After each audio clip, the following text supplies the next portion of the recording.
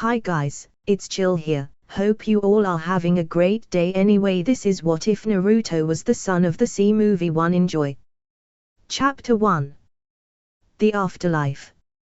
How long has it been since I ended up here? Asked Naruto, sitting in a blank white space that seemed to travel endlessly in every direction. A few millennia, came a grave voice belonging to the Shinto god of death, the Shinigami. And have you and your brothers made a decision on my proposal? Naruto asked, looking over to the deity who had been his longtime friend ever since he was stuck in the afterlife. Yes, but are you sure you want to this, though? Once I send you and your mother into that universe, you won't be able to return to this one. Shinigami said, as Naruto wanted to be reborn and live again. Unfortunately, his dad was stuck in his stomach. He was also allowed to keep his chakra. I didn't live a good life in my last one. I need to do better in this one. Naruto said. He had been a great hero and leader, but a shitty parent. He needed to do better this time around. With his mother to actually raise him, he would be able to live a more fulfilling life. I'm ready. Naruto said, as Shinigami wrapped them in a white light, and he vanished from the dimension where the Shinto gods resided. Percy Jackson Universe. 16 years later. Empire State Building. It was a particularly stormy night, with thunder booming through the air and lightning crackling. Then all of a sudden, it stopped. As if by some magical force. At the docks, a body of water and a rumbling noise could be heard. Then a man wearing Greek armor surged up from the peaceful waters, with an angry expression, and stormed towards the shore. The man, Poseidon, rose up to full height of 25 feet, and a fisherman watched him in shock. Poseidon stepped onto the concrete and transformed into a normal-looking human with ordinary clothes. Poseidon walked down the street and towards the Empire State Building. A few minutes later, he could be seen at the top. Poseidon walked towards another man, who was looking out on the city. Zeus, Poseidon said in a deep voice. Poseidon walked up to face Zeus. Poseidon, Zeus said. It's been many years since we met, like Poseidon said gravely. Poseidon, Hades, and Zeus rarely ever meet with each other outside of the annual meetings on Olympus. That they were meeting like this now, well, the last time was when they made the oath to have no more children. Zeus looked out at the city. What do you see? Zeus asked, and his brother looked around. Thunderclouds, Poseidon replied. But no lightning, Zeus pointed out. Poseidon looked warily at him. The Master Bolt has been stolen, Zeus said, turning his whole body towards his brother. Zeus walked away and Poseidon's eyes followed him. What? Poseidon said before following his brother. You think I took it? Being king has blinded you, brother. You know as well as I that no god can steal another's symbol of power. Zeus stopped walking, and so did Poseidon. But our children can. Zeus shot back. Poseidon looked at his sibling in shock. You dare accuse my son, he said in disbelief. I haven't seen him since he was a baby. He doesn't know who I am or even who he is because of the damn laws. Poseidon spat. If your son is the thief, Zeus paused, his paranoia on full display. I will send him to the depths of Tartarus. Poseidon grabbed Zeus and brings him close. If you touch him, Poseidon growled. I will dethrone you and cast you into the pit to join our father myself. Zeus pushes Poseidon away. They stare at each other. He must return the bolt to me by midnight on the summer solstice, Zeus snarled. He walked away from a glowering Poseidon. Or there will be war. Zeus finished and blasted the door open. A glowing light came from the door and Zeus glared at his brother once more before entering the door. Then all the pieces of the broken door fixed itself. Hi, cool. Next day.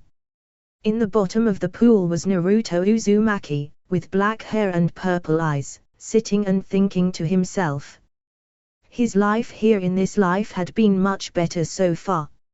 It was so much less stressful, not having to worry about ninja and being a Jinchuriki, seeing as Naruto was the only ones around in this world with chakra or shinobi training. This time around, with an actual education and his mother, Naruto had grown up much more fulfilled, especially since his mother taught him everything she knew as a shinobi. Of course, no life is perfect. His father, the Greek god Poseidon, was unable to be around, due to ancient laws gods follow that prevent them from raising their children. Plus, he could not let his brothers know about Naruto, as there was this oath made after the Second World War that no more children would be born to the Big Three. Of course, Poseidon only broke it because Zeus had first. Plus, he was always under threat from monsters, but thanks to his shinobi training and his father's blood granting him powerful affinities for earth, water, and wind, he easily fended off the threats. Naruto had a rare gift amongst demigods, in that he had both superhuman strength and the elemental powers of his father, something that never really happens with children of the Big Three. Of course, Naruto did not inherit super strength at birth. It was more that he trained underwater for the last several years down in Challenger's Deep, so his body adapted to crushing depths, becoming far more durable and making him stronger. Naruto also trained in his demigod abilities. The ADHD was a real pain in the ass, since it would prevent him from focusing, so Naruto meditated a lot to combat this. Naruto managed to get around his dyslexia problem by just reading a lot. The aura problem was something that was much more difficult to deal with. As a son of Poseidon and a legacy of another Olympian, he already would have had a powerful aura without being aware of his heritage, but since he was, and given how strong he was, he had the aura of an adult Hercules. But Naruto had learned from his mom that there was a way to suppress his aura through meditation, and so he had done that. He wasn't able to completely suppress his aura, but he was able to make his aura have the strength of a young demigod that was unaware of their heritage. Naruto, seeing it was time to rise up, removed himself from the pool to see Grover, his best and really only friend, who Naruto knew was also a satyr. And he's alive, ha ha. Grover said, and clapping could be heard. The guy swims over to his African American friend, who was still clapping. Naruto Uzumaki is a beast. The guy said. You're a beast, man. Give me some. They high-fived and Naruto hauled himself up. How long was that? Naruto questioned, looking at his friend. 15 minutes, his friend responded. 15 minutes? Naruto asked as his friend gave him a towel. That's crazy, man. That's ridiculous. His friend told him. How do you do it? I just like being in water. Naruto toweled off his hair. He, of course, couldn't tell his buddy that he regularly trained at the deepest point in the ocean. It's one place I can think. The school bell rang later as Naruto and Grover walked into the hallway. I wish I could spend all day in the water instead of this place. Naruto muttered to the guy. Right. The guy answered. They continued to walk down the hallway. It's like high school without the musical. There were guys fighting in the background. Every day it's the same thing, Grover said as they went to another class of being lectured about English.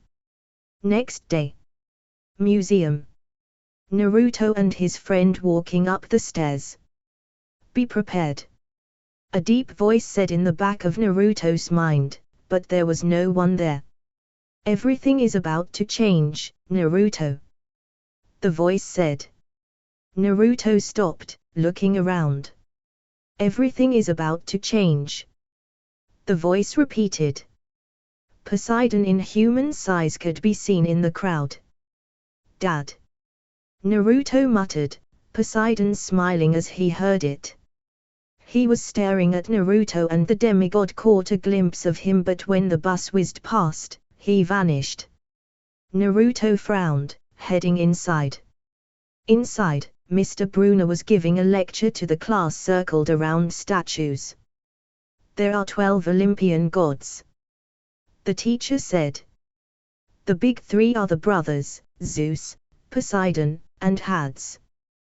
They obtain power by overthrowing their father. The man pointed somewhere. Kronos.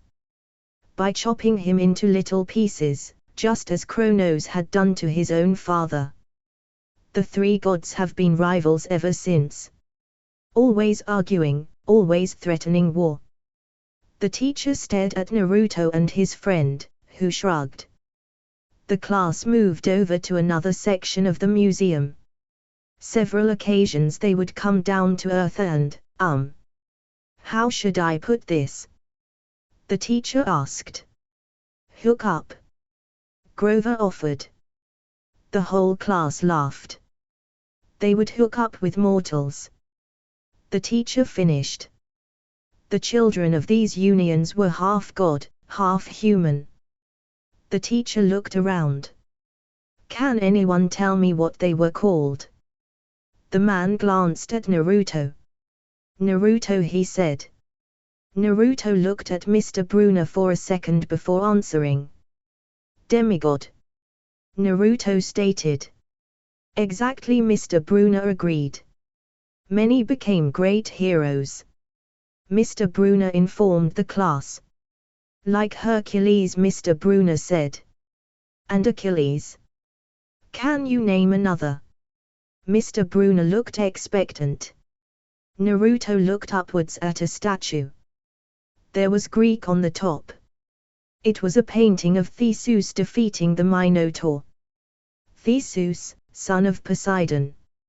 Another was Perseus, son of Zeus. Naruto answered.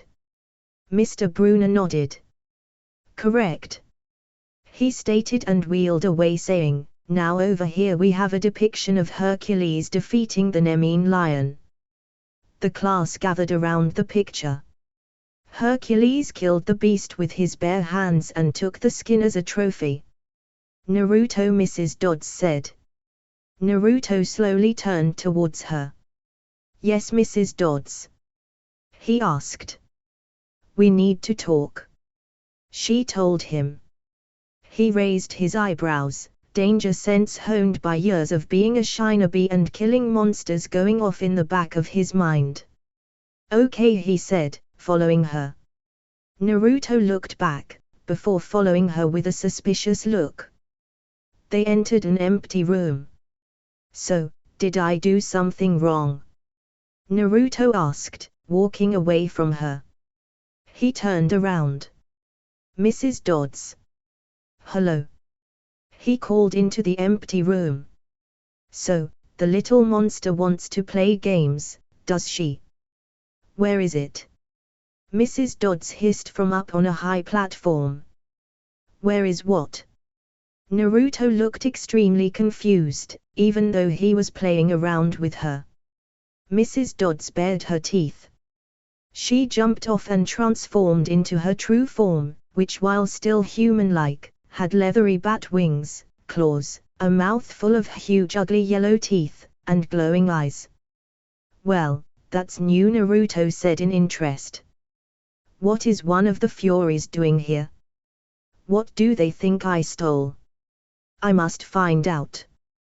The Fury dived at him, but when Naruto fell to the floor in his act, she missed and went over him. Naruto looked up in fear, though it was difficult to do, given how pathetic the creature was. You stole the lightning bolt. The creature hissed. I don't know what you're talking about. Naruto shouted at the thing. The creature grabbed Naruto and lifted him off the ground. Give it to me, she hissed. While holding Naruto in the air, the creature growled, give it to me now or I will bite your throat out. Going to be hard to do with no spine, came Naruto's calm and dark voice behind her, and Alecto had no time to react as Naruto landed a double dropkick on her back, breaking Alecto's entire spine, causing her to crumble to the floor. How? Alecto demanded, and that was when the Naruto she had been threatening dissolved into water. Water clone jutsu. Very useful for fooling my enemies. Naruto explained, not she would understand. Knowledge of the Shinto dimension is above her pay grade. Now, you mentioned a lightning bolt. I'm curious what it is you think I stole. The only interaction I've had with you monsters is when you all hunt me. Other than that, I've never met any of the gods, nor do I know where Olympus is.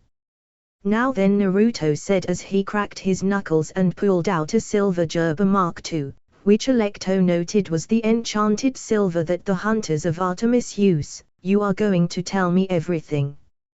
You can't torture me. I am a fury. We are the masters of torment. Alecto then cried out when Naruto started skinning her arm. You've clearly never met my mother or Anko Mitarashi. Naruto said menacingly as he began his special session. A few minutes later, the door opened. Grover came rushing in along with Mr. Brunner, having realized that the Fury had led Naruto away from the group. So they were then surprised to see Naruto break Alecto's neck, who dissolved into golden dust, going back to the underworld. The Centaur and Satyr only caught a glimpse of Alecto, but she looked like she had been skinned alive. Naruto. Hey man, are you okay? Grover said as looked at his friend /Charge, who was covered in blood. I'm fine. Naruto said. You're covered in blood, man. Grover said. It's not my blood. Besides, shouldn't you be more concerned that Alecto was able to find me? Naruto asked. The head of the Furies. Mr. Brunner said. Concealed in our school. I should have known. Mr. Brunner muttered. Mr. Brunner looked serious. What did she want from you? He asked. She wanted to know if I was the one who stole Zeus's lightning bolt. Naruto explained. Mr. Brunner looked uneasy. They found him. Mr. Brunner whispered. Grover looked scared. Naruto looked at them. He's no longer safe anymore. Mr. Brunner muttered. Okay, where should we move him? Grover asked. We have no choice. The camp. Mr. Brunner answered.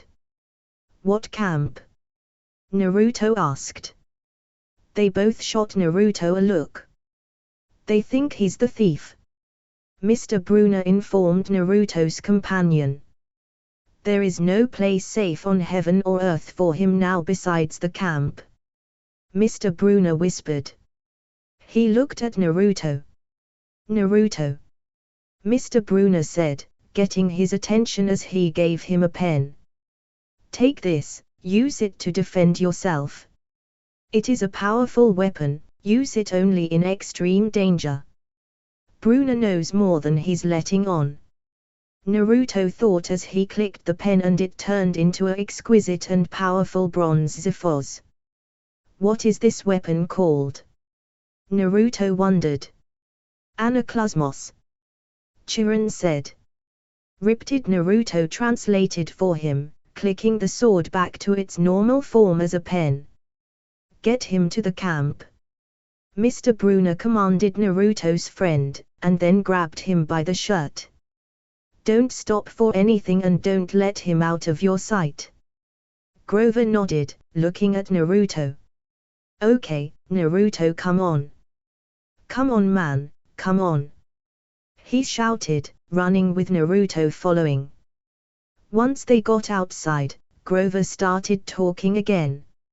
Look, just don't trust anyone, okay? He advised Naruto. Don't look at anybody, just keep walking. Why did Mr. Bruner ask you to watch me? Naruto questioned, while he and his friend were pushing through the crowd. Because I'm your protector, Grover said, and Naruto couldn't help but scoff. My protector? Are you kidding? Naruto asked. His best friend looked down at himself. What, because I'm like this? The guy lifted up a crutch. I'm not capable of keeping you safe, his friend demanded. I've been on my own for nearly 7 years since my mother was murdered right before my eyes, Grover, and I've had to kill at least 30 monsters since then. What makes you think I need protection? Naruto demanded, and Grover stopped himself from retorting, lest he say something insulting. Look, we can argue later, but first, we gotta get you to the camp, Grover told him. Come on Naruto. Fine, then we're taking a taxi, Naruto said as he waved down a taxi, who then stopped and Naruto opened the door. And you can tell me all about this camp, Half-Blood. Grover sighed as he knew he would not be able to get out of this one.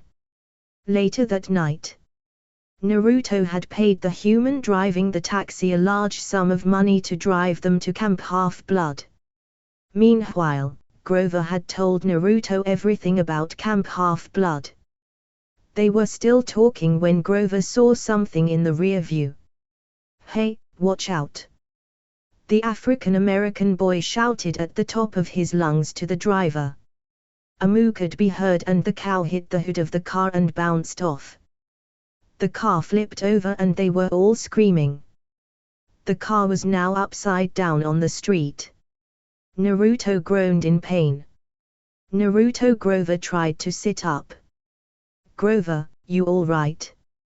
Naruto groaned in pain. Naruto absent-mindedly noticed the driver was dead. Is it me, or is it raining cows? Grover looked at Naruto. Naruto glanced out the window. His eyes widened when he saw a bullman figure in the distance. Fuck! It's the Minotaur. We need to go, Naruto said as he ripped off the seatbelt and punched the broken door clean off its hinges, allowing him and Grover to get out of the car. Grover grabbed the backpack. Come on man, let's go. It's getting closer. Grover slipped on the backpack while jumping up and down. Naruto got out and stood. You don't even need those crutches. Naruto handed Grover the crutches. Those were just for show, Grover informed him. They then heard a howl of a dozen wolves and movement in the grasses where the Minotaur was. Oh no, Grover said in fear. What the fuck is that howling? Naruto said as they ran towards the camp. It's Lacon and his pack of werewolves. We need to run, Grover shouted as they ran. They climbed over a fence and continued running. Come on! Come on, run! Grover kept shouting. There was a crash and Grover looked back, still running. The bullman lifted the car over its head. The Minotaur roared and chucked the car at them. They dived and the car sailed over them, slamming into the ground. They scrambled up and kept running. Come on, man! Grover yelled. They ran through the forest and torches could be seen. We're here! Grover exclaimed. There was an arch with Greek words. As Naruto looked at it, the words jumbled until it spelled, Camp Half-Blood. It was then that a werewolf came out of nowhere and bit Grover in the leg, causing him to cry out and fall to the ground. The werewolf pulled its jaws off Grover's leg and went for his throat. That was when it was stabbed in the head by Naruto with his silver gerber Mark II. Grover. Naruto said as he helped Grover to his feet. He looked back to see the Minotaur, Licon and his wolves closing in. He looked to the gate and he wouldn't make it carrying Grover. And he wanted revenge for the bastards hurting his friend. Shadow Clone Jutsu, Naruto said as he used one of his signature techniques and created a clone, who took Grover from him. Get him inside and get him help. The clone nodded and dragged Grover to the barrier, as he turned to the Minotaur, make it to him first. The Minotaur didn't waste any time and lowered its horns and charged at Naruto. Naruto was prepared for it though, and grasped its horns, beginning a contest of strength. The Minotaur pushed with all its might, trying to impale Naruto with its horns, while Naruto held the horns and his feet dug themselves into the ground. Seeing that the Minotaur was stronger and pushing him back, Naruto switched tactics, jumping over the Minotaur's head before letting go of his horns and kicking off his back. Naruto pulled out a kunai with a paper bomb on it and threw it at the Minotaur, the bomb exploding as it hit the monster. Naruto landed on a tree branch as the Minotaur emerged from the explosion, bleeding and burnt in several areas but otherwise fine. Naruto pulled out, ripped it and clicked it, the pen transforming into the sword, before jumping down on the roaring monster and slicing down, cutting off one of the bullman's horns and leaving a deep bleed cut on his abdomen. The Minotaur tried to punch Naruto but Naruto ducked and weaved under the attack before channeling wind chakra into Riptide for his flying swallow jutsu, and sliced open the monster's gut, causing his innards to spill out, before Naruto finished him off by cutting off the head of the Minotaur in one clean stroke. As the head hit the ground, the Minotaur's body turned to golden dust. "Tch, that useless bull. Can't do anything right," came a voice as a man with red eyes and wearing nothing but furs and a bronze crown on his head stepped out of the shadows, while Naruto was surrounded on all sides by the werewolves. "A demigod traveling with a satyr. Just as we were told," the man said. "So, someone, I'm guessing either Zeus or Hades, sent you after me. Maybe they shouldn't have started with the B team." Naruto insulted and Licon growled at the insult. "Insolent little shit." The wolf snarled along with the man. "Do you know who you speak to?" "I am Licon." "Yeah, I know who you are," Naruto said as his eyes narrowed. "You're that dumbass that tried to feed Zeus human flesh and kill him in his sleep." "You know my story then?" Licon asked, snarling. "Zeus killed my sons and turned me into what I am today. Says the one who fed Zeus his own son," Naruto retorted as he pulled out one of his enchanted silver gerber Mark II's. "You have only yourself to blame for what happened to you." Licon's eyes narrowed even further. "What did you say?" "I said it's your own damn fault for being an arrogant dumbass," Naruto said. He tightened his grip on his knife and prepared to use another jutsu. Licon snarled and gnashed his teeth before turning to his pack.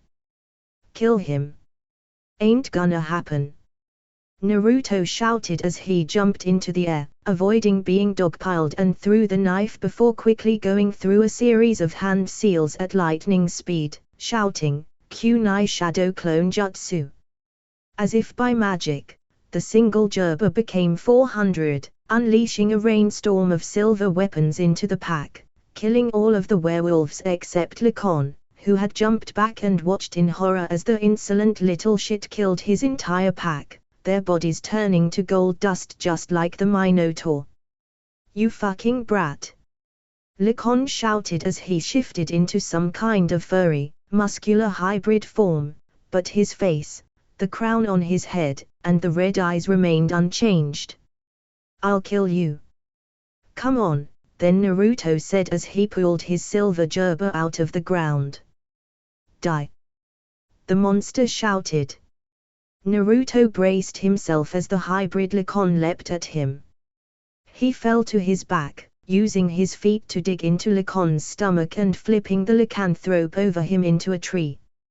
Licon quickly got to his feet. He glared at Naruto, his red eyes gleaming with bloodlust.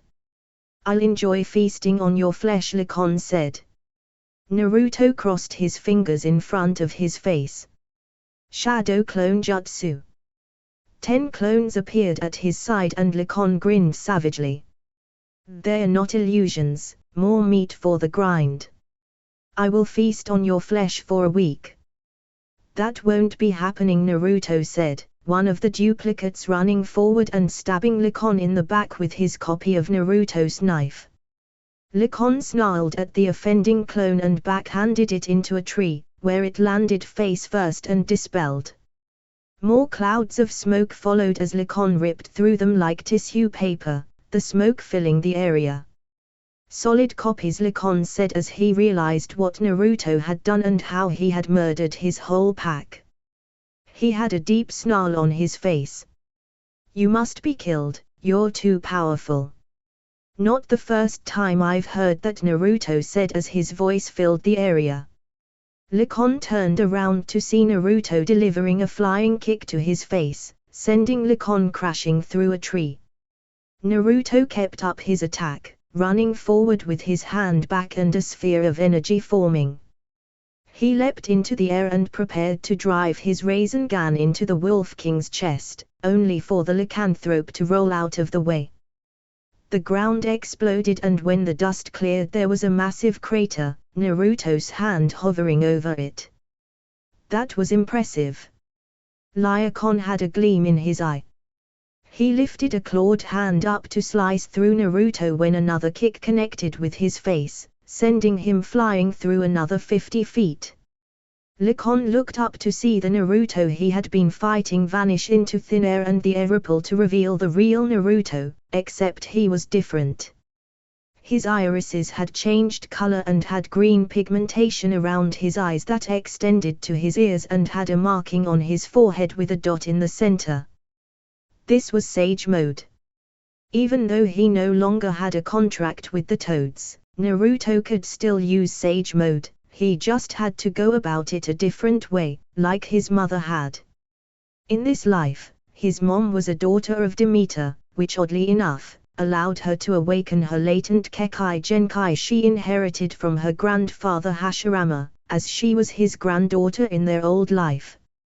Anyhow, she rediscovered how to use Sage Mode while mastering Wood Style and taught it to Naruto before she was killed on that cruise back from Greece. What Licon tried to ask but was unprepared as Naruto appeared in front of him and punched him in the jaw, breaking off some of Licon's teeth. Licon growled and swiped at Naruto only for Naruto to duck and weave around him as Naruto his fist into Licon's gut, rupturing his intestines to the point Licon coughed up blood. Naruto punched towards his head and Licon's managed to maneuver out of the way.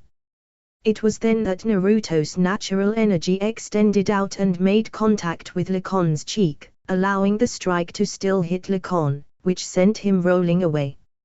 Licon got up, wondering why he was hit as Naruto pulled out an enchanted silver coppice with a black handle from his ceiling tattoo. On the handle was the red swirl of the Uzumaki. "That sword. You're Kushina Uzumaki's brat," Licon said in recognition as he saw a visage of Kushina standing menacingly next to Naruto. "That's right," Naruto said darkly with an evil smirk. "And just like my mother did nearly a dozen times, I'm gonna make you my little bitch, you pitiful reject of a king. No. I won't suffer any more humiliation from that bitch." Licon roared as he rushed at Naruto and swiped at his throat but Naruto caught the arm and chopped it off at the shoulder with an upward swing.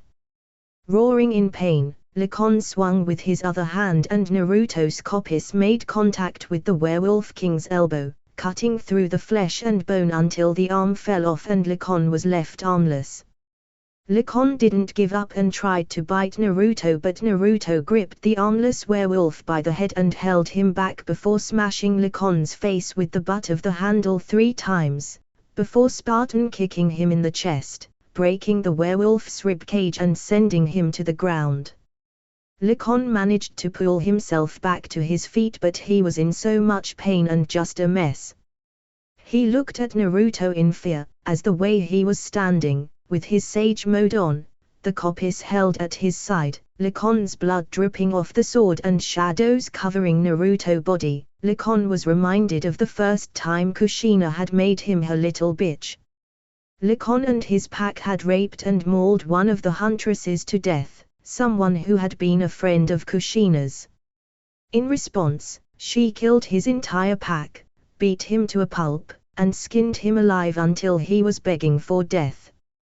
When Naruto walked toward him and raised his sword as if to throw it, the werewolf whimpered and looked away, now as afraid of Naruto as he was of his mother.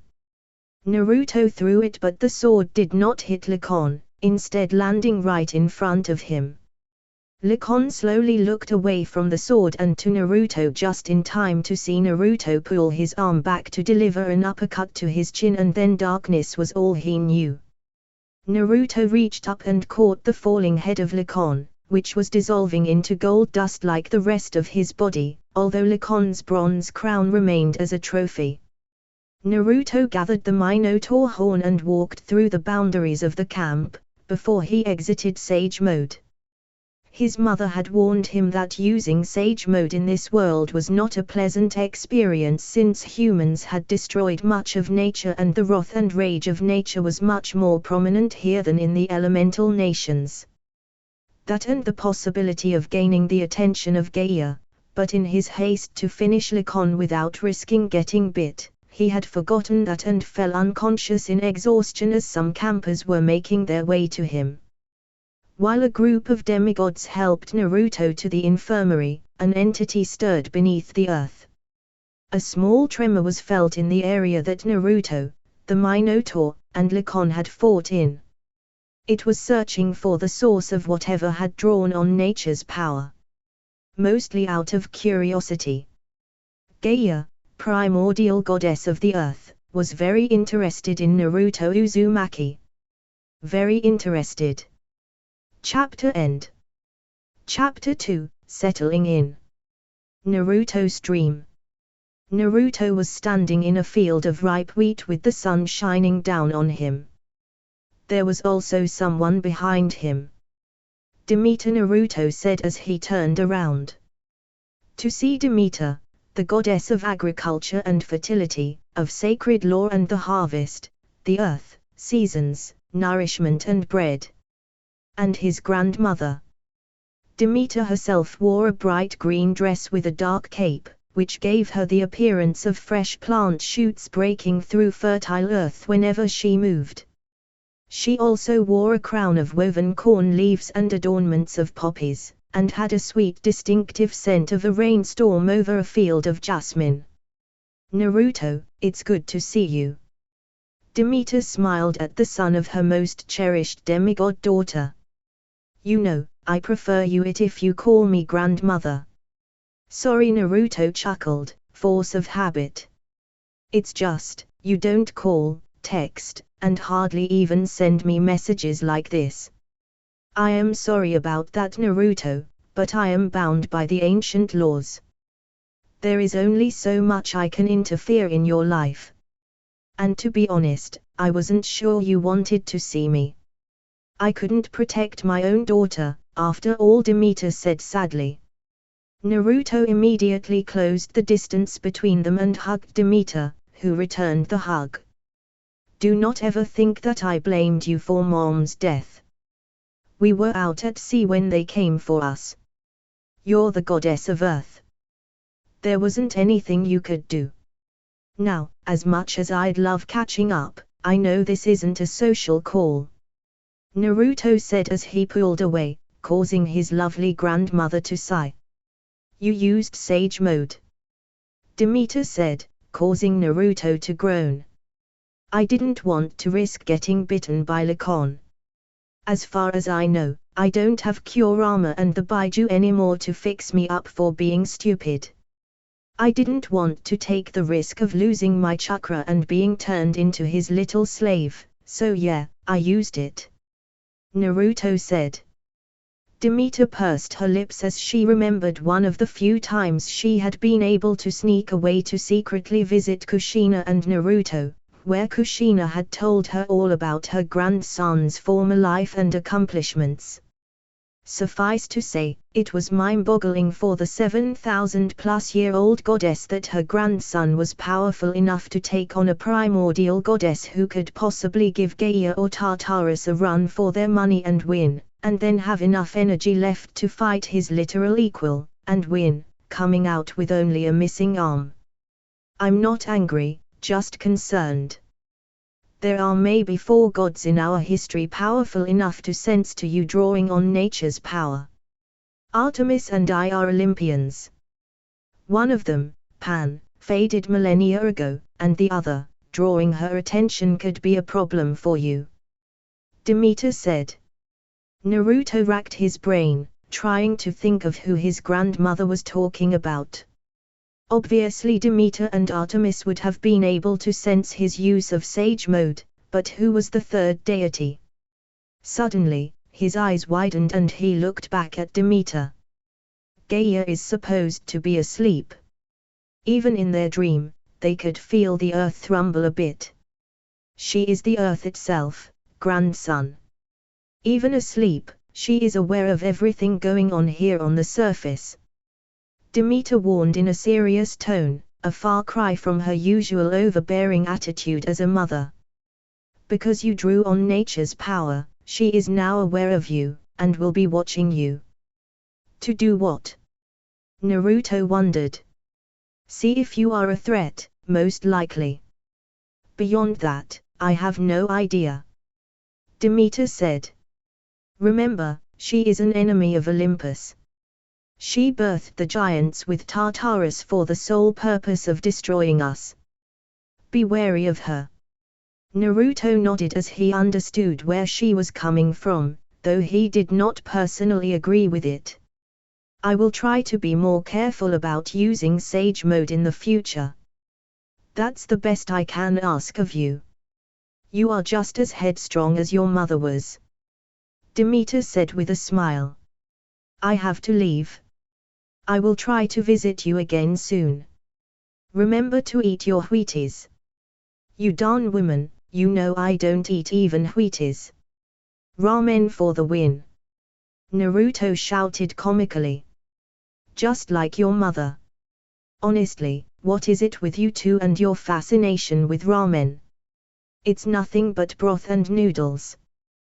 Wheat will make you big and strong, Demeter said in a comical way. Do you see these muscles?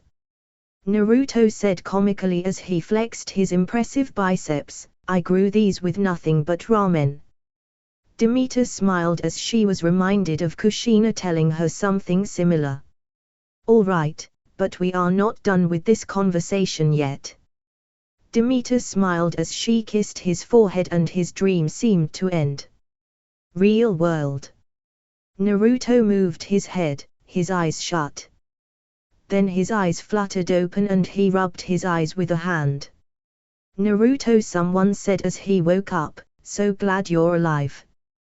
Grover walked up, wearing a leather chest plate.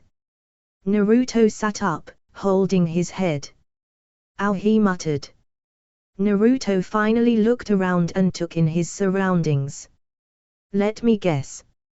I'm in the infirmary, Naruto said. Yeah. You've been unconscious for 3 days, Grover told him.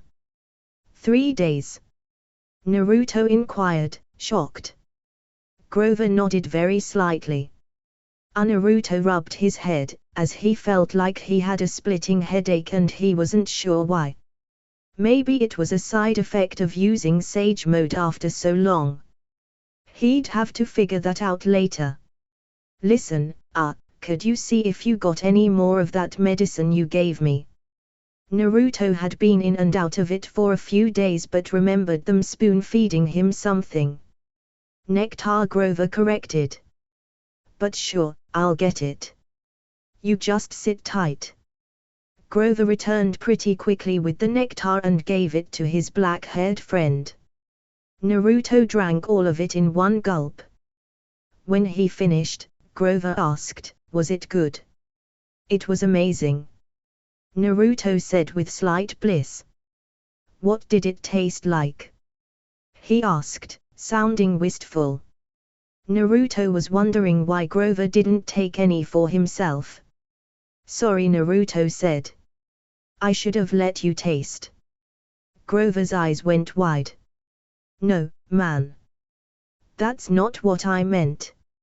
I just wondered." "Like my mom's homemade ramen," Naruto told him, gaining a far-off look as he did. Grover sighed. "And how do you two feel?"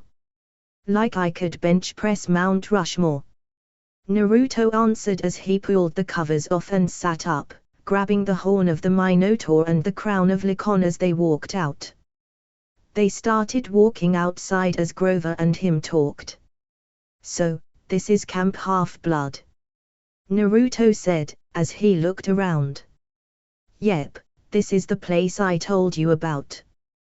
Grover laughed and slung an arm around Naruto. "Look, but you're not alone. There's hundreds, if not thousands of demigods in the world. Some leading normal lives and some I'm not allowed to name become very famous. Like White House famous." Grover thumped Naruto's chest. "See man, this place right here, it's where you learn how to harness your powers. Everyone is training to become leaders, warriors, and heroes." Grover and Naruto headed over to a small area of grass where there were a lot of demigods sparring. "This is where a lot of demigods do their training," Grover informed him. It was then that Naruto noticed a beautiful 17-year-old girl fighting 3 demigods at once. Naruto watched her intently as she sparred and held off the 3 demigods.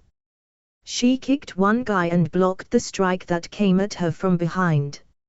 She swiped at one of the demigods and he fell. Then she turned on the other guy and had her sword under his chin. "What's her name?" Naruto asked Grover as he kept his eye on her. Grover laughed. "She will squash you like a bug." Naruto just looked annoyed. "Considering I made Lycon my little bitch, that's unlikely." "Her name?" "Annabeth, daughter of Athena, goddess of wisdom," Grover answered. "And battle, strategy, arts and crafts, if I remember correctly," Naruto thought as he eyed her. Annabeth met his stare and flipped her hair. Now that he thought about it, he kinda remembered she was helping take care of him while he was in the infirmary. "Fuck it," Naruto muttered as he decided to go introduce himself. "Hey, what are you doing?" Grover asked. "I'm gonna go introduce myself," Naruto said as he walked over to her, while his friend muttered something before hurrying after him. He didn't want his new friend to get beat up by his oldest friend, excluding Luke and Thalia. "Annabeth, right?" Naruto asked for confirmation when he reached her. "Yeah, that is my name," Annabeth said to him. "Naruto Uzumaki. I wanted also thank you for taking care of me while I was in the infirmary," Naruto said, holding out his hand to shake, gaining a look of recognition for Annabeth. "You remember that?" she asked in surprise as she shook his hand, as she figured since he had been mostly asleep, the guy wouldn't have remembered. "Some of it. I've been kind of in and out of it the last 3 days," Naruto admitted as he then pulled a training sword from the rack. "Care for a spa?" "Always, but are you sure? You just got out of the infirmary. I'd feel bad about putting you back in so soon," Annabeth said. "What's wrong? Scared of getting beat by the new guy?" Naruto teased and Annabeth smirked back at him. Hey Grover. I'll handle our new guy from here. Why don't you go and see your girlfriend? Juniper's really missed you. Annabeth said. Grover looked like he was stuck between a rock and a hard place but eventually left. Annabeth swung at Naruto's head but he managed to block the attack, though he was surprised how fast the attack came at him. She swung at his chest and he blocked it again before she swiped at his right side and Naruto parried it, causing her to stumble away for a bit. So, what's this about Grover having a girlfriend? Naruto asked. Naruto relieved his wrist tension by spinning his sword and readied his weapon just as Annabeth returned to her stance and sliced at Naruto's knees, which was parried away. Grover has a long-time girlfriend named Juniper. They've been together for a few years now. Annabeth said. Annabeth stabbed at Naruto which was parried and then attempted an overhead strike, which made Naruto spin pivot on his feet and parry away. Really, he always kinda seemed more like a ladies' man to me. Naruto said. As Naruto blocked her next strike, he delivered a palm thrust to her stomach that sent her to the ground. Don't let her hear you say that. She probably wouldn't like that too much. Annabeth said as she hopped back to her feet. Naruto swung at Annabeth's neck but missed. They both swung at each other and their swords clashed. Just then, Annabeth kicked out his knee, causing him to tumble to the ground. She placed the tip of her training sword on his chest. Okay, clearly I held back way too much with her, Naruto thought in mild embarrassment. Yield? Annabeth asked, and Naruto nodded as though he did lose only because he held back too much. He still lost and would accept this defeat with humility. She pulled the sword away and helped him up. That was pretty good. You had some training before you came here? She asked. Yeah. Right now, I'm much better with a knife and hand-to-hand but I did get some sword training. From my mom. She was, in the know, if you will, Naruto said, getting that faraway look he always gets whenever he talks about his mom.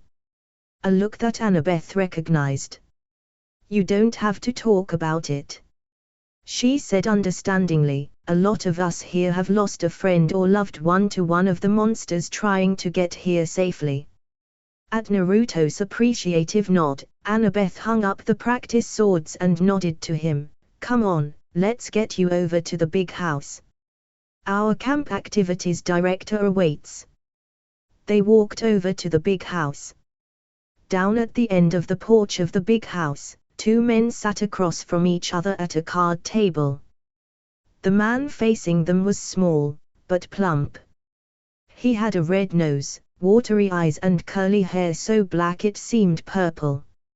He looked like your average gambler, yet Naruto had a feeling that he could outsmart even the most serious gambler. He wore a tiger pattern Hawaiian shirt. That's Mr. D, Annabeth whispered. He's the camp director. Be polite. It will save you some trouble down the road. And you already Chiron. The first thing Naruto noticed about Chiron was that he was sitting in a wheelchair. He wore a tweed jacket, had thinning brown hair, and a scraggly beard. Naruto recognized him easily. Mr. Bruner. Naruto said. The man looked at them with a twinkle of mischief in his eyes. Ah, good, Naruto. Glad to see you up and about. He said, excellent, now we have 3 for Pinochle. He gestured for Annabeth and Naruto to sit down. Naruto sat next to Mr. D, who looked at them with bloodshot eyes and heaved a great sigh. Oh, I suppose I must say it. Welcome to Camp Half-Blood. There. Now, don't expect me to be glad to see you. Mr. D said. Charmed, Naruto replied sarcastically, already not liking this asshole. If you're supposed to be a camp director, you should at least pretend to be pleasant. Annabeth Chiron nodded to the girl before looking back to Naruto. This young lady nursed you back to health. Annabeth, my dear, why don't you go check on Naruto's spunk? We'll be putting him in cabin 11 for the moment. Naruto knew how this whole claiming bullshit worked, but since this camp was also a safe haven for demigods, he didn't want to disrupt things too much by sounding ungrateful, so he would give his father a chance to claim him before moving into his father's cabin. Sure, Chiron, Annabeth said. The daughter of Athena and son of Poseidon stared at each other as she prepared to leave, and she decided to tease Naruto. You drool a little in your sleep.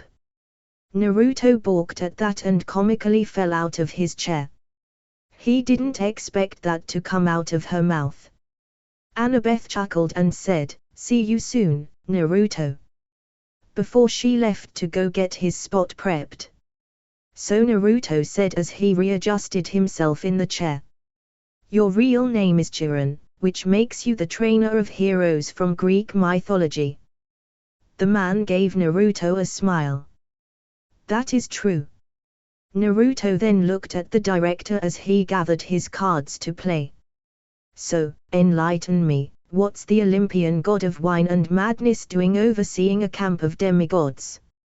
Mr. D gained a look of recognition as Chiron also looked at Naruto. How could you tell? You have the aura of a god, strong enough to be an Olympian. There's only one male Olympian whose name starts with D, and you just filled your glass with wine.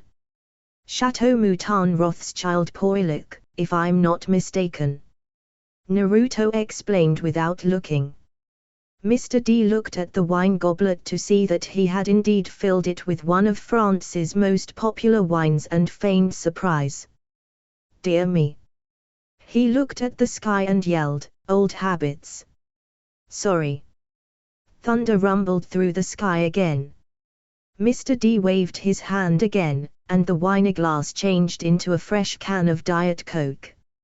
He sighed unhappily, popped the top of the soda, and went back to his card game. Chiron winked at them. Mr. D offended his father a while back, took a fancy to a wood nymph who'd been declared off limits.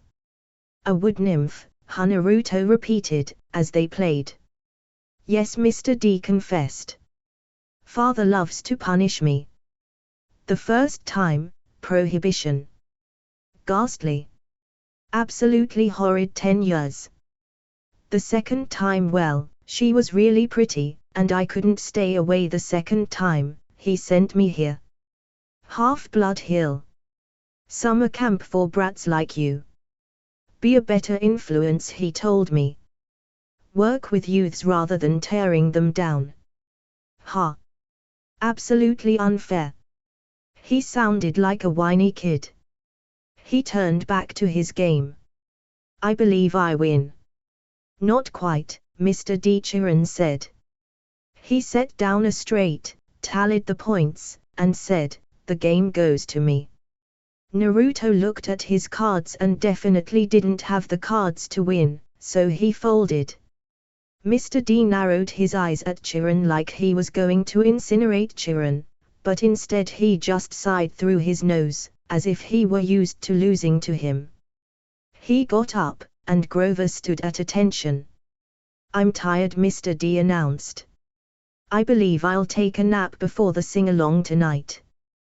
But first, I need to go see about Grover's judgment. Mr. D turned to Naruto.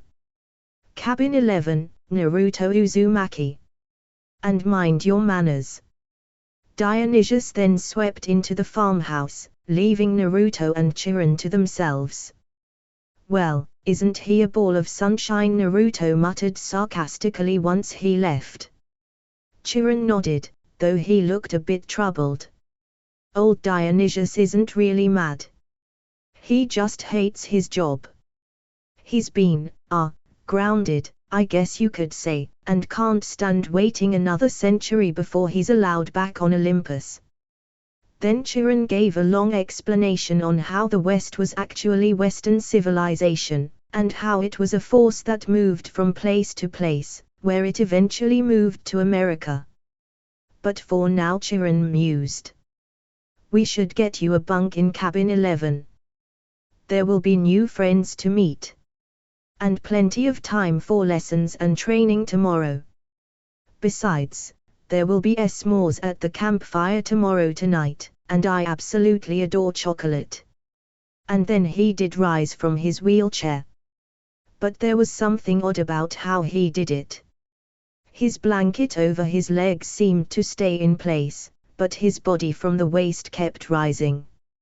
First, a leg came out, long and knob-kneed, with a huge polished hoof. This was followed by another, then the hindquarters. Eventually, a white-bottomed centaur appeared out of the wheelchair, which was now a metal shell with fake human legs attached. Well, at least that answers the question on his horse, half Naruto told himself mentally. What a relief, the centaur said. I'd been cooped up in there so long, my fetlocks had fallen asleep. Now, come, Naruto Uzumaki. Let's meet the other campers. Later. They passed the volleyball pit. Several of the campers nudged each other. One pointed to the Minotaur horn and Lycon's crown that Naruto was carrying. Another said, that's him. Quite a few of the campers were older than him. Their satyr friends were bigger than Grover, all of them wearing orange Camp Half-Blood t-shirts, nothing else covering their bare furry bottom halves. They all stared at Naruto, like they were expected to him to do something. When they got a better view of the farmhouse as they walked by. 4 stories tall, sky blue with white trim, like an upscale seaside resort. There was a brass eagle weather vane on top when something caught their eye, a shadow in the top window of the attic. Something had moved the curtain quickly. Naruto got the feeling he was being watched. What's up there?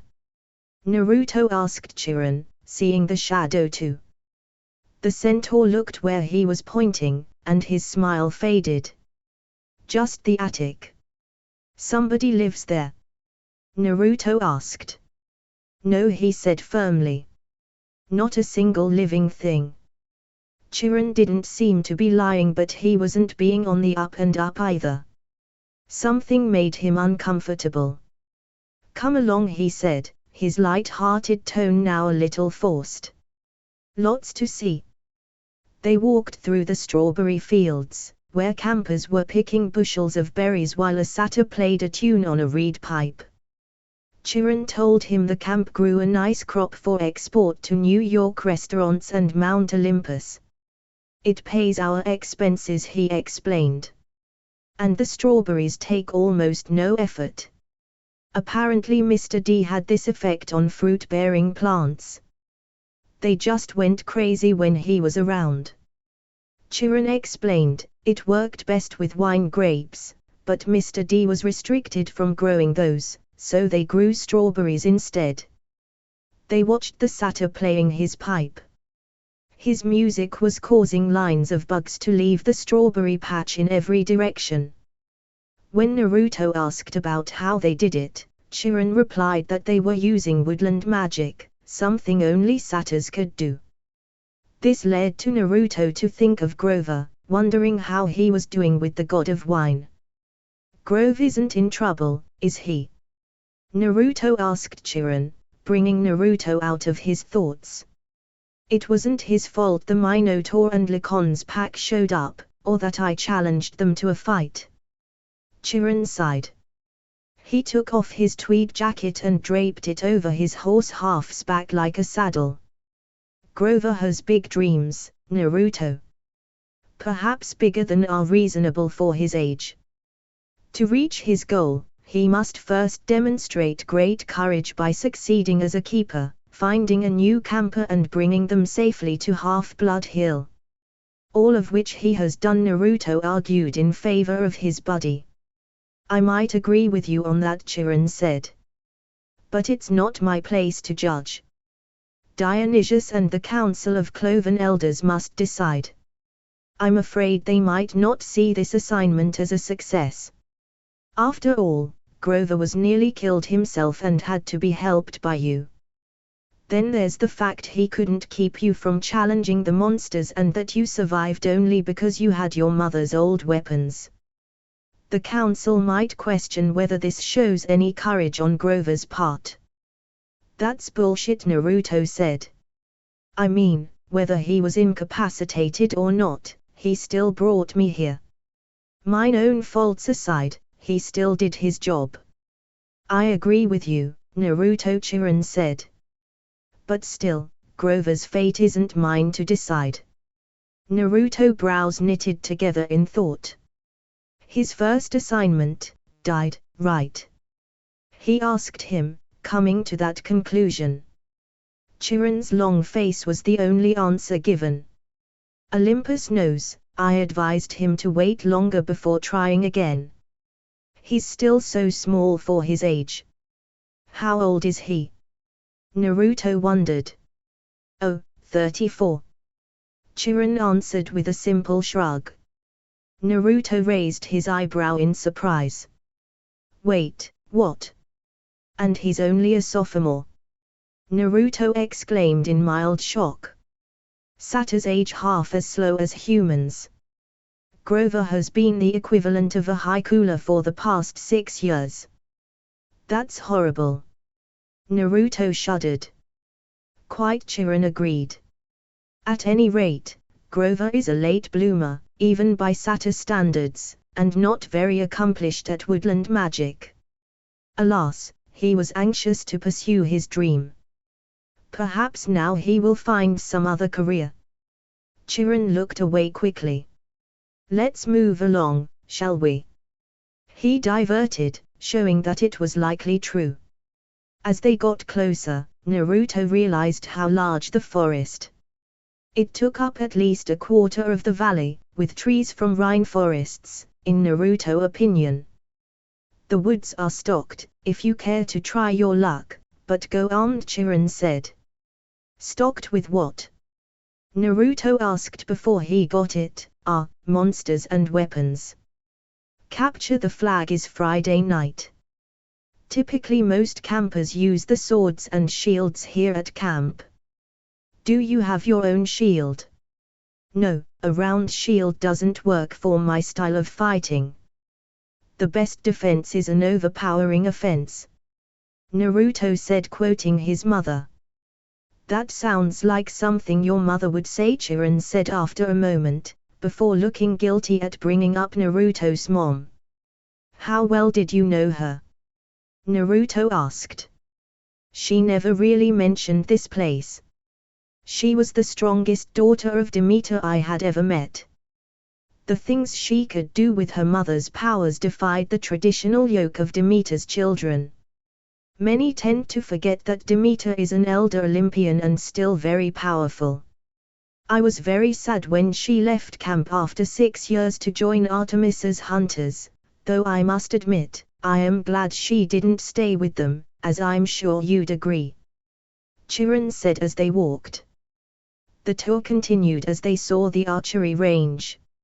Next was the canoeing lake. After that, were the stables, which Chiron didn't like very much, though he is a horse, so that's expected, the javelin range, the sing-along amphitheater, and the arena where Chiron said they held sword and spear fights. Sword and spear fights? Naruto asked. Cabin challenges and all that, Chiron explained. Not lethal. Usually. Oh, yes, and there's the mess hall.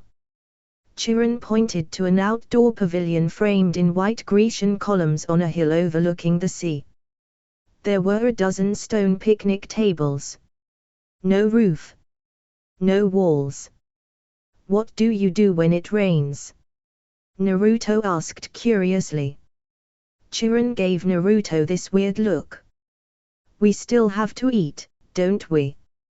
What, is it enchanted with magic? Naruto asked jokingly. When Chiron smiled slyly at him, he realized he wasn't joking. Wait, it's actually enchanted. he asked, though Chiron's smile told him what he needed to know. Finally, he showed them the cabins. There were 12 of them, nestled in the woods by the lake. They were arranged in a U, with 2 at the base and 5 in a row on either side. They were pretty bizarre. Each had a large brass number above the door, odds on the left, evens on the right, looking nothing alike whatsoever. Number 9 had smokestacks, like a tiny factory. Number 4 had tomato vines on the walls and a roof made out of real grass. 7 seemed to be made of solid gold, which gleamed so much in the sunlight it was almost impossible to look at. They all faced a commons area about the size of a soccer field, dotted with Greek statues, fountains, and a couple of basketball hoops. In the center of the field was a huge stone-lined fire pit. Even though it was a warm afternoon, the hearth smoldered. A girl about 9 years old was tending the flames, poking the coals with a stick. Just as he was about to tell Chiron about this, as it seemed a little odd that a young girl was playing with fire, he looked into the girl's eyes. What he saw surprised him. Where her eyes should have been were flames. Her eyes were literally filled with flames. But these flames weren't violent, they seemed cozy, like a small, warm fireplace. Also, her face was shockingly beautiful for a 9-year-old girl, which creeped Naruto out for a second, as he was not a pedophile. There was no way that was a normal girl, she had to be a god. An Olympian, Naruto wagered, considering the aura she gave off. Suddenly, as he thought about the Olympians, he knew who this goddess was. Hestia, he breathed. When she looked at him, she seemed shocked also, like she wasn't used to people seeing her. Then she smiled, and waved at him. Naruto didn't know what to do, so he waved back. When he turned towards Chiron, he didn't seem to notice anything strange. The centaur just continued walking on, as if nothing happened. When Naruto looked towards where the girl was, she was gone. Deciding to deal with it later, Naruto quickly followed Chiron. He rejoined with Chiron just in time to see the pair of cabins at the head of the field, numbers 1 and 2. Naruto stared at cabin 1, it being the biggest and bulkiest of the 12, also obnoxious looking too. It looked like a dam bank, for fuck's sake. Cabin 2 was more graceful and feminine, with its slimmer columns garlanded with pomegranates and flowers. The walls were carved with images of peacocks. Zeus and Hera? Naruto asked. Correct, Chiron said with a nod. Then, Naruto got a look at cabin 3. It was sea-themed, they noticed, with a more slender and low look compared to cabin 1 or 2. It was decorated with coral shells and had a mixture of blue and green colors. Naruto made to step inside when Chiron said, "Oh, I wouldn't do that."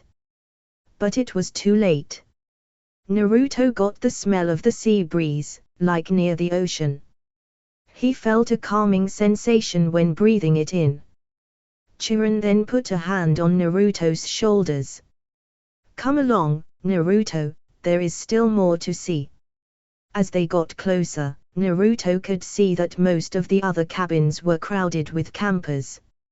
Number 5 was bright red, a really messy paint job, as if the color had been splashed on with buckets and finger-painted by a caveman, but less artistic. The roof was lined with barbed wire.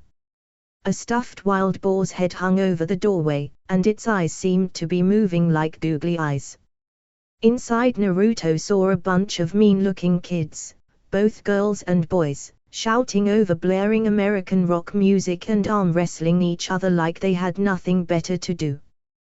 The loudest was a girl maybe 16 or 17. She looked pretty enough with her brown hair and fit figure, though Naruto could tell from her stance she was a fighter. They kept walking until Naruto spoke. "I haven't seen any other centaurs," he observed. No, said Chiron sadly. Most of my kinsmen are a wild and barbaric folk, I'm afraid. You might encounter them in the wilderness, or at major sporting events. But you won't see any here. Oh, look, Chiron spoke. Annabeth is waiting for us. Annabeth reading a book with what looked like ancient Greek. She looked up from her book, her eyes studying Naruto intently, despite the smile. She stood in front of what seemed to be cabin 11. Out of all the cabins thus far, 11 looked the most like a standard summer camp cabin, which seemed run down. Like a worn threshold, peeling brown paint, like it needed work done to it. Over the doorway there seemed to be a Kajusu symbol. Inside it was packed with people, both boys and girls, with way more sleeping bags than people. Chiron didn't go in. The door was too low for him. But when the campers saw him they all stood and bowed respectfully. Well then, Chiron said. Good luck, Naruto, Annabeth. I'll see you both at dinner. He galloped away towards the archery range. Well? Annabeth prompted. Go on in. She urged him. When he did, Annabeth announced, Naruto Uzumaki, meet cabin 11. Regular or undetermined? Somebody asked. Naruto of course, knew who his father was, but decided to let the claiming work the usual way, out of respect for his grandmother and Chiron. Annabeth answered the guy who asked, undetermined. Everybody in the cabin groaned at hearing that. A blonde-hair guy came up and spoke to the campers. Now, campers. That's what we're here for. Welcome, Naruto. You both can have that spot on the floor, right over there. He pointed to the corner. Naruto gave the guy a once-over. He looked to be in his late teens, tall and muscular but lean. He had short cropped hair and a nice smile. He wore an orange tank top, cutoffs, sandals, and a leather necklace with 5 different colored clay beads. He also had a scar, thick and white, that ran from just beneath his right eye to his jaw. For some odd reason, Naruto's danger sense was going off around this guy, and not just because he was the son of Hermes. His instincts were never wrong, but Naruto had no reason to distrust him either. He would need to be cautious around this one. This is Luke, Annabeth said. He's your counselor for now. He's also one of the ones who brought you to the infirmary, Naruto. Oh, thanks, Naruto asked. No problem, Luke said to him, then he explained. You're undetermined. They don't know what cabin to put you in, so you're here. Cabin 11 takes all newcomers, all visitors. Naturally, we would. Hermes, our patron, is the god of travelers. Also thieves too, right? Naruto pointed out, which got some snickers from the more mischief-looking kids. Yeah, I'm gonna have to get a drill and bolt my stuff to the floor. This got even more snickers from the occupants, including Luke. Come on, Annabeth told him. I'll show you the volleyball court. When they were a few feet away, Annabeth said, Naruto, you have to do better than that. What do you mean? Naruto cracked. Annabeth rolled her eyes and mumbled under her breath, I can't believe I thought you were the one. Naruto heard her, and scoffed, you got a problem, Annabeth. I was just hoping that you might be able to help me, but clearly I was wrong, she responded, getting back to her point. Naruto was going to argue again, but Naruto interjected, look, if this is about me killing the Minotaur. Don't talk like that. Annabeth told him as she stopped and turned to him. You know how many kids at this camp wish they'd have your chance. What? To get themselves killed? Naruto asked scathingly. To fight the Minotaur. What do you think we train for? Annabeth retorted. To survive, which would be a waste if they were stupid enough to go after Lacon without enchanted silver weapons, Naruto snicked. I don't care about glory or fame from killing monsters. I lost my mother when I was 9 thanks in part to those abominations, so excuse me if I don't care. Annabeth winced, like she suddenly realized how bitchy she sounded. Look, she said, calmer now. I'm sorry for my outburst. And I'm sorry about you losing your mother. It's serious stuff to us, what you did. Naruto shook his head. Look, killing the Minotaur was easy, but Lacon and his werewolves can typically only be killed by enchanted silver weapons, and I was only able to kill them, because my mother was a former huntress, and she kept her weapons after she left the hunt. Your mom was a former huntress? Annabeth said in awe. Yeah, she was their best. Lacon hated her but also feared her while she was alive because she always humiliated him. She was so good, that she became Artemis' lieutenant, but she left after 10 years to be with my dad. Artemis, as far as I know, doesn't like me all that much. Not that I care. Naruto said bitterly. I wouldn't mind hearing some stories about her sometime, if you would be willing to share. Annabeth offered. Why, not planning to join them, are you? Naruto asked, finding a little annoyance that the girl he had the hots for might be interested. No, I'm not interested. It sounds nice and all, being young and immortal, being a better fighter and all. But the hunters, they never grow up, and a few of them that I met are just running away from their problems instead of dealing with them. Plus, I don't want to swear off men. Annabeth said as she looked at him with a teasing smirk. So, don't worry, I'm still in the market. I will definitely keep that in mind, Naruto said with a smirk of his own. Annabeth looked like she was about to flirt back, when a husky voice yelled, well, looky here, a newbie. 3 men walked over. The pretty woman from the big obnoxious red cabin was there with them. Clarice. Annabeth sighed with annoyance at the girl. Why don't you go polish your spear or something? That's what she said, Naruto thought, biting the inside of his cheek to not call it out. Sure thing, princess, the big girl said. So I can run you through with it on Friday night. Coricus. Annabeth said, which Naruto understood was Greek for go to the crows. You don't stand a chance. We'll pulverize you, Clarice said, but her eye twitched. Maybe she wasn't sure she could follow through on the threat. She turned towards Naruto. Who's the new guy? She asked, eyeing Naruto.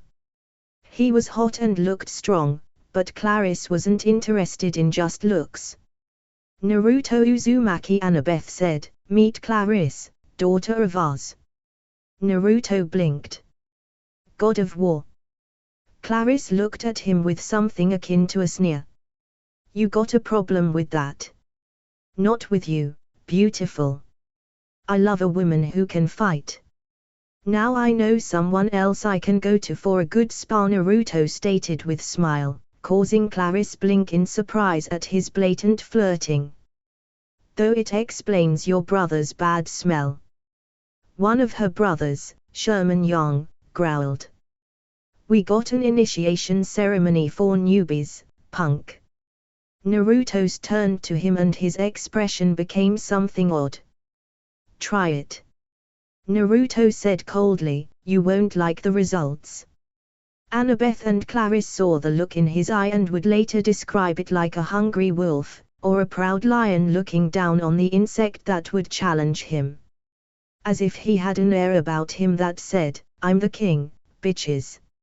Sherman made a grab for Naruto's shoulder, but Naruto wouldn't have that.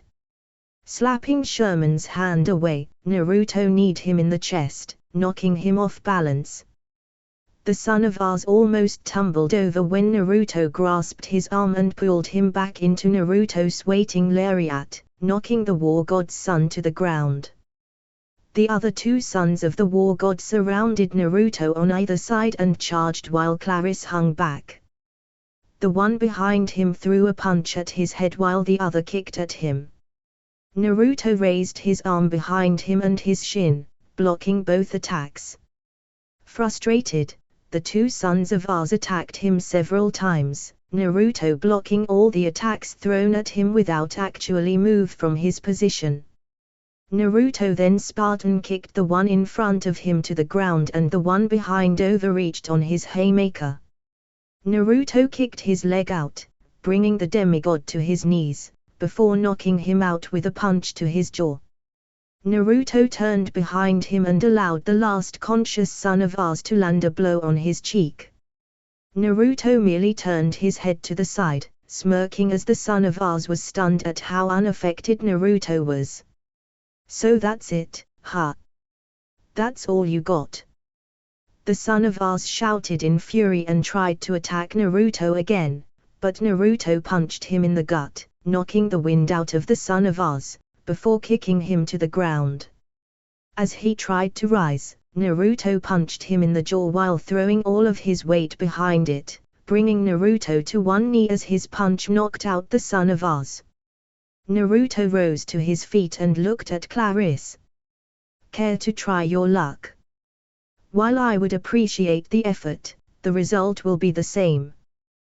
Clarice looked like she might say something but instead, just let him be.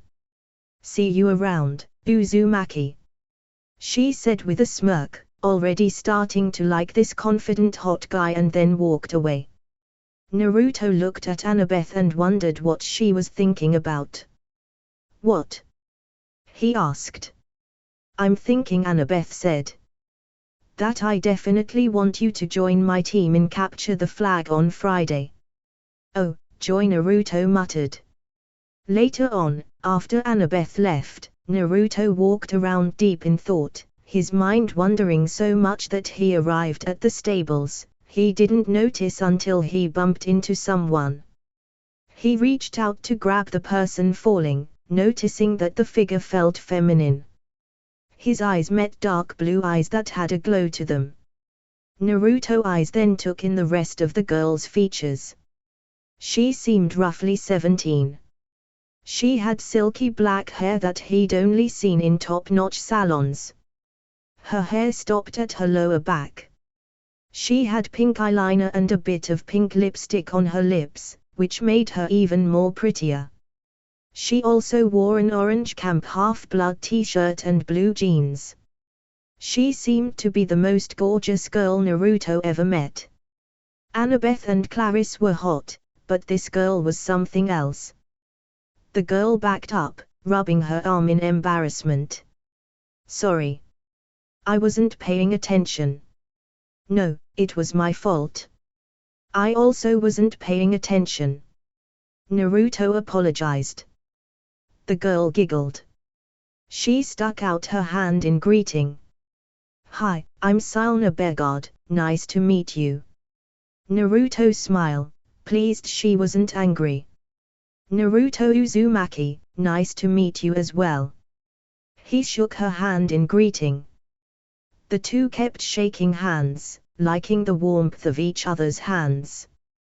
Then they flushed at that and took their hands back quickly.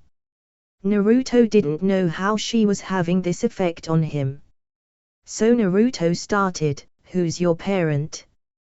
Given the awkward air between them, he didn't know how else to start. "Aphrodite, goddess of love," Silna shrugged, as if it were no big deal. Naruto was surprised. She belonged to the Barbie house that was cabin 10.